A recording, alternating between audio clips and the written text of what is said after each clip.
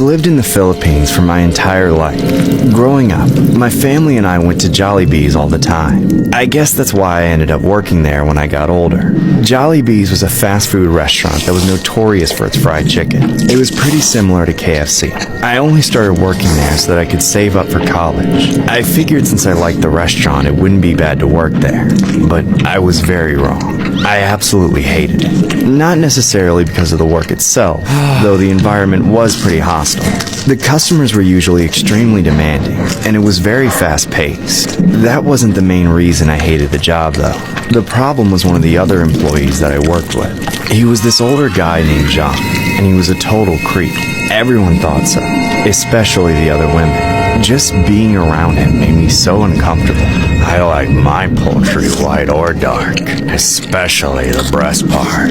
Apparently, John was married and had kids, which only made his behavior more disturbing. He would constantly hit on me and the other female coworkers. Mostly he would harass me and my work friend Grace. When he first started doing it, we figured he was just a lonely older guy and it was harmless. We were even pretty cordial with him at first. So much so that we'd even let him drop us off at our homes after a late shift. Neither Grace or I had a car, so it was actually pretty convenient. But as time went on, John became more and more creepy and started advancing way beyond simple flirting. That's when we decided to stop taking rides from him. It was just way too weird to be alone in a car with him. Both Grace and myself considered complaining to the boss, but we were afraid that John would do something if he found out that it was us, especially since he knew where both of us lived since he used to drop us off. John only got worse as time continued, though. Eventually, the harassment got so bad that I requested for Grace and I to start working mornings instead of nights. Unfortunately, the boss would only allow one of us to switch shifts as he had to make sure that there was still enough staff for nights. I hesitated at first, but decided to take the opportunity. I felt bad about leaving Grace to work with John, but I felt like I didn't have a choice. I had to do something.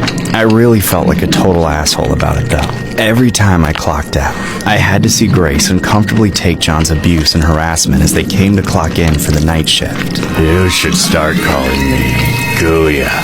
Or maybe Senpai if that makes things spicier. One day, I finally got fed up with it. I had just gotten through an incredibly stressful shift and I was not in the mood for any more of his disgusting behavior, so I decided to let him have it. What the hell is wrong with you, you creep? Leave her alone! What, you're such a disgusting piece of shit that your own wife hates you, so you have to take it out on us? I barely even knew what I was saying, but it felt so good to finally tell the jerk how I was feeling. He didn't take it well, though. At first, he just glared at me as I yelled at him. But then, all of a sudden, he snapped. He began charging at me.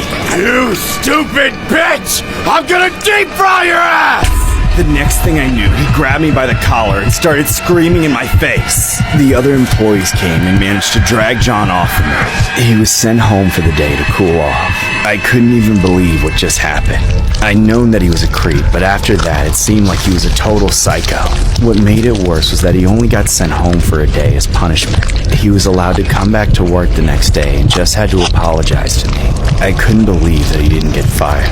Then one day, everything got so much worse. As I clocked out after my shift, I noticed that only John was coming in for the night. Grace was nowhere to be seen. I just assumed she was sick and shrugged it off.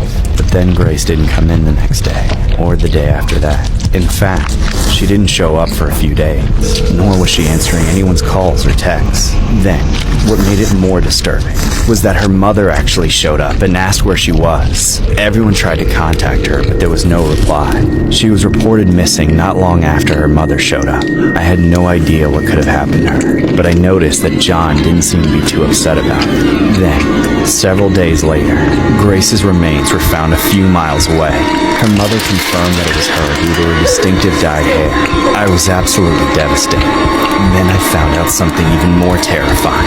John's own wife called the police and told them that she suspected that he was behind the murder.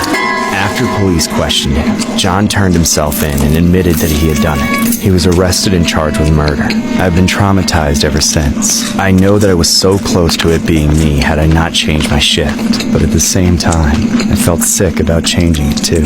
If I had been there with Grace during the night shift, then maybe all of this could have been prevented. The story was inspired by a horrific Jollibee's incident that happened in 2014. Police arrested the primary suspect in the slaying of a female fast food worker of a local Jollibee's branch in a region called Balulang in the Philippines. The suspect was identified as John Ree Tordillo, who turned out to be a co-worker of the victim identified as Divine Grace Vergara. Vergara's remains were found at a village during December 27th of 2014, nearly 2 weeks after she was reported missing by her mother. Police say it was Tordillo's wife who unwittingly led authorities to her husband, who allegedly went into hiding after Vergara's slaying. Vergara's mother was able to identify her daughter because of the belongings found near where the victim was dumped, and because of her distinct dyed hair. It was alleged that Vergara was brought by the suspect to a municipality called Talay Siam, supposedly for a party the day she was killed.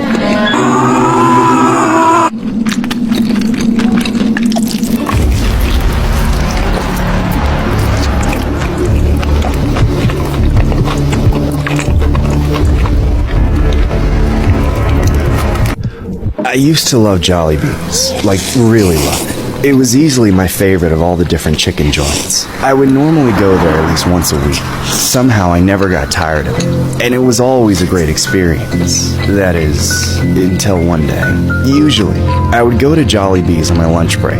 My husband didn't share my obsession with their food, so I almost never had it for dinner. It's not that he didn't like it, he just didn't want to have it as often as I did. Then one night, I got off work later than normal, and I got my husband to agree to let me bring home Jollibee's for dinner so that we wouldn't have to cook anything. I'd already had it for lunch that day, but I really didn't mind having it again. So I headed over to the closest restaurant to pick up our chicken. When I got there were almost no cars in the parking lot, which was weird because the place was typically pretty crowded when I went there. I figured it was because I was getting there so much later than normal. After parking, I headed inside. It was totally dead and empty. I only saw one other customer sitting in a corner by themselves. It was kind of eerie for some reason. I was so used to standing in a long line to get food. It just felt strange to be one of the only people there. As I looked around, I noticed that all of the staff working that night looked really creepy too. I'd never seen any of them in there before. They all had deranged smiles on their faces while they worked. It was like they had no souls or something. I must have stood at the front of the restaurant for close to a minute before I actually walked fully inside and headed over to the counter. The staff all stared at me as I walked up, still with the same creepy smiles. I began to feel incredibly uneasy, but I told myself that I was being silly. I'd been to this Jollibee's 100 times before. Everything was going to be fine. I approached the cashier and tried to say something friendly to make the situation feel less strange. Hi, how are you doing tonight? The cashier didn't say anything back. He just continued to stare at me, smiling widely. Pretty slow, huh? I'm not used to it being so empty in here. The cashier stared back at me for a few more seconds. Then, he slowly opened his mouth and let out the creepiest laugh I had ever heard. It was so freaky. The guy barely sounded human. I decided right then that I needed to get out of there as quickly as possible. I ordered a bucket of chicken and anxiously waited for it to be ready. The cashier still didn't say a word the entire time that I ordered. After what felt like forever, the food was finally ready. The cashier handed me the bag and watched me as I snatched it from him and hurried out of the restaurant as fast as I could. Enjoy!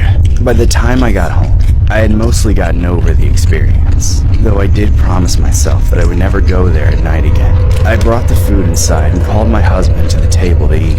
As soon as I opened the bag to bring out the chicken, I felt like it had all been worth it. It smelled so good, I couldn't wait to eat. My husband and I immediately began to dig in. Everything tasted delicious, and I had completely forgiven the workers for being so creepy.